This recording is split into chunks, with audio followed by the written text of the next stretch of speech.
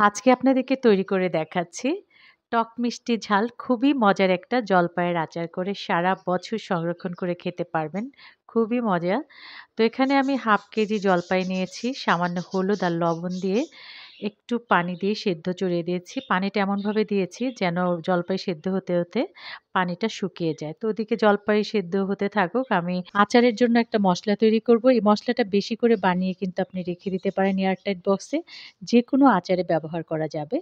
তো এখানে আমি নিয়েছি ১ টেবিল চামচ আস্ত ধনে, ১ টেবিল চামচ পাঁচফোড়ন, 1/2 টেবিল চামচ মিষ্টি জিরা বা মৌরি আর নিয়েছি এখানে ৩-৪ টা শুকনা মরিচ। অল্প আঁচে টেলে আধা ভাঙা করে গুঁড়া করে নিতে হবে। এদিকে জলপাইয়ের পানিটা শুকিয়ে জলপাইটাও কিন্তু সেদ্ধ হয়ে গেছে। এবার যখন ঠান্ডা হয়ে যাবে তখন এভাবে হাত দিয়ে চটকে নিতে হবে জলপাইগুলাকে। আমি কিছু বিচি রেখে দিয়েছি। সবগুলি রাখি নাই, কিছু রেখেছি।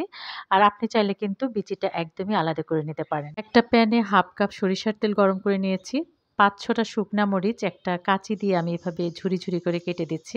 চাইলে কিন্তু আপনি বটি দিয়েও এভাবে ঝুরি করে কেটে নিতে পারেন।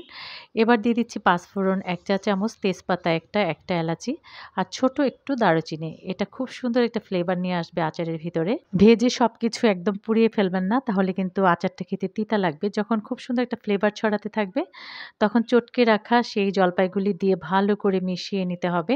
এবার দিচ্ছি হলুদের গুঁড়া, ভিনেগার ১ টেবিল চামচ আর দিয়ে দিলাম চিনি 1/2 কাপ। ভালো করে মেশাতে হবে। আমি মরিচের গুঁড়া দিলাম না। আপনারা যদি আস্ত শুকনা মরিচ ১ম এই পাঁচফোড়নের সাথে ভেজে দেন, তাহলে একটু গুঁড়া মরিচ দিয়ে দিতে পারেন। আর আমার মতো যদি ঝুরি করে কেটে দেন, তাহলে কিন্তু গুঁড়া মরিচটা না দিলেও চলবে। এবার দিয়েছি বিট লবণ, নরমাল লবণ আর যেই মসলাটা আমি আধা ভাঙা করে ভেঙে রেখেছি, সেখান থেকে ২ টেবিল চামচ। তারপর খুব ভালো করে মেশাতে হবে। আর যেই মসলাটা আমরা আধা ভাঙা করে রেখেছি তার ভিতরে কিন্তু মরিচ ছিল। এজন্য আমি আর গুঁড়া মরিচ দেই নাই।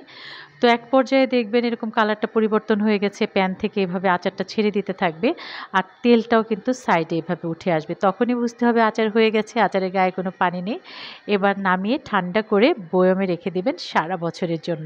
আজ এই পর্যন্তই। আবারও হাজির হব নতুন রেসিপি নিয়ে। আল্লাহ হাফেজ।